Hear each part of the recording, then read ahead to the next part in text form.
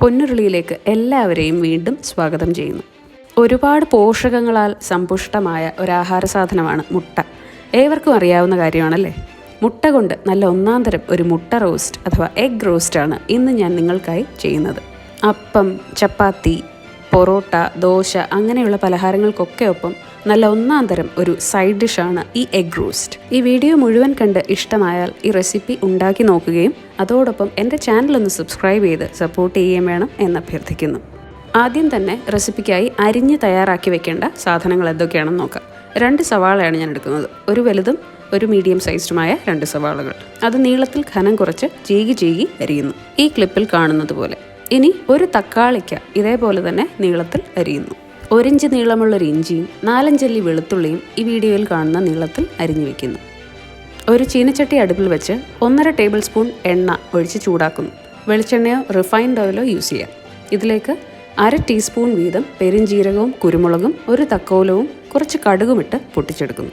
1 തണ്ട് കറിവേപ്പിലയും നീളത്തിൽ അരിഞ്ഞു വെച്ചിരിക്കുന്ന വെളുത്തുള്ളിയും ഇഞ്ചിയും ചേർക്കുന്നു. ഇത് രണ്ടും നന്നായി ഒന്ന് ക്രിസ്പിയായി മൂത്ത ശേഷം 2-3 പച്ചമുളക് കുറച്ച് ചരിച്ച് അരിഞ്ഞത് ചേർക്കുന്നു. അതിലേക്ക് ഇനി ചേർക്കുന്നത് അരിഞ്ഞു വെച്ചിരിക്കുന്ന സവാളയും അത് വഴലാൻ പാകത്തിനുള്ള ഉപ്പുമാണ്. എല്ലാം കൂടിയിട്ട് നന്നായി ഒന്ന് ഇളക്കി കുറച്ച് സമയം അടച്ചു വെച്ച് വഴറ്റുന്നു. സവാള വഴണ്ട് വീഡിയോയിൽ കാണുന്ന പരുവമാകുന്നതുവരെ ഇടയ്ക്കിടെ തുറന്നിളക്കാനും മറക്കരുത്. ഈ ഒരു പരുവമായി കഴിഞ്ഞാൽ ഇനി ഇതിലേക്ക് പൊടികൾ ചേർക്കാം. 1/2 ടീസ്പൂൺ മഞ്ഞൾപ്പൊടിയും 2 ടീസ്പൂണോ 1 ടേബിൾ സ്പൂണോ കശ്മീരി മുളക് പൊടിയും ചേർക്കുന്നു. ഇത് രണ്ടും നന്നായി ഇളക്കി കുറച്ച് സമയം മൂപ്പിച്ചെടുക്കുന്നു. ലോ ഫ്ലെയിമിൽ മൂപ്പിക്കാൻ ശ്രദ്ധിക്കണം. ഒരു കാര്യം പ്രത്യേകം ശ്രദ്ധിക്കണം, കശ്മീരി മുളക് പൊടിക്ക് പകരം എരിവ് കൂടിയ മുളക് പൊടിയാണ് നിങ്ങളുടെ കൈവശമുള്ളത്, അതാണ് ഉപയോഗിക്കുന്നതെങ്കിൽ കുറഞ്ഞ അളവിൽ മാത്രം ഉപയോഗിക്കുക. 1 ടേബിൾ സ്പൂൺ ആയാൽ ഒരു പക്ഷേ എരിവ് വളരെയധികം കൂടാൻ സാധ്യതയുണ്ട്. 1/2 ടീസ്പൂൺ മല്ലിപ്പൊടിയും കൂടി ചേർത്ത് വീണ്ടും നല്ലപോലെ ഇളക്കി വഴറ്റുന്നു. ഒന്ന് മൂത്ത ശേഷം ഇതിലേക്ക് അരിഞ്ഞു വെച്ചിരിക്കുന്ന തക്കാളിക്ക കൂടെ ചേർത്ത് വീണ്ടും എല്ലാം നന്നായി ഒന്ന് ഇളക്കി യോജിപ്പിച്ച് കുറച്ച് വെള്ളവും ഒഴിച്ച് അടച്ചു വെച്ച് വേവിക്കുന്നു. ഈ സമയം ഒന്ന് രുചിച്ച് നോക്കി ഉപ്പ് പരുവമാണോ എന്ന് നോക്കുക. ഉപ്പ് പോരെങ്കിൽ ചേർക്കുക. 3 മുട്ട കൊണ്ടുള്ള എഗ് റോസ്റ്റാണ് ഞാൻ തയ്യാറാക്കുന്നത്. അപ്പോൾ ആദ്യം തന്നെ 3 മുട്ട പുഴുങ്ങാനിട്ടിരുന്നു.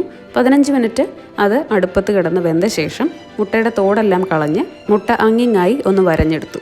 മസാലയൊക്കെ നന്നായി വെന്ത് കുറച്ച് വെള്ളമൊന്ന് വറ്റിയ ശേഷം ഈ വരഞ്ഞ 3 മുട്ടകളും ഇതിലേക്ക് വെച്ച് മസാല അതിന് മേലെല്ലാം തല്ലിപ്പൊത്തി കുറച്ച് സമയം അടച്ചു വെച്ച് മീഡിയം ഫ്ലെയിമിൽ പാകം ചെയ്യുന്നു.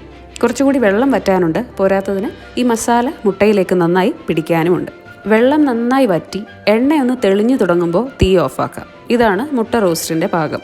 അഥവാ നിങ്ങൾക്ക് കുറച്ച് ഗ്രേവിയോട് കൂടി ഒരു മുട്ടക്കറി പോലെ അല്ലെങ്കിൽ കുറച്ചേറെ ഗ്രേവിയുള്ള ഒരു റോസ്റ്റാണ് വേണ്ടതെങ്കിൽ മസാലയിലെ വെള്ളം വറ്റുന്നതിന് മുമ്പ് തന്നെ തീ ഓഫാക്കാം. അപ്പോൾ എൻ്റെ സ്പെഷ്യലും ടേസ്റ്റിയുമായ എഗ് റോസ്റ്റ് തയ്യാറായിരിക്കുന്നു. ഇനി ഒരു ടിപ്പ് പറയാം. ഇത് ചൂടോടെ കഴിക്കുന്നതിനേക്കാൾ നല്ലത് ചൂടൊന്ന് ആറിയ ശേഷം കഴിക്കുന്നതാണ്. അടുപ്പിൽ നിന്ന് വാങ്ങിയ ശേഷം മസാല മുട്ടയുടെ മേൽ കവർ ചെയ്ത് അടച്ച് കുറച്ച് സമയം മാറ്റി വയ്ക്കുക. വലിയ ചൂടൊന്ന് മാറി ഒരു ഇളം ചൂടാകുന്ന സമയത്ത് നല്ല ചൂടുള്ള അപ്പമോ പൊറോട്ടയോ ചപ്പാത്തിയോ ഒക്കെ കൂട്ടി കഴിക്കുക. സബ്സ്ക്രൈബ് ചെയ്യാൻ മറക്കരുത്. മറ്റൊരു നല്ല വീഡിയോയുമായി കാണാം. ബൈ.